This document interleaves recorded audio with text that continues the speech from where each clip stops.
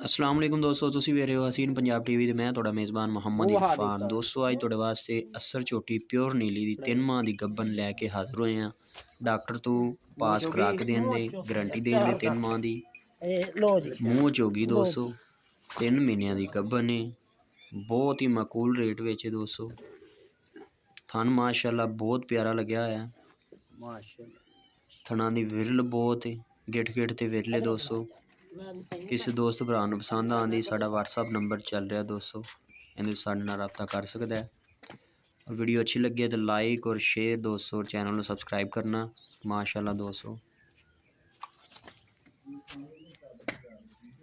थना दी विरल बहुत है दोस्तों, गिठ गिठ ते विरल हैगी माशाल्लाह। 3 महीनों की दोस्तों तो तुसीं इहदा देख सकते हो माशाल्लाह। किसी दोस्त भरा ਨੂੰ पसंद आती साड़ा WhatsApp नंबर स्क्रीन के उपर है दोस्तों, साढ़े नाल रब्ता कर सकता है।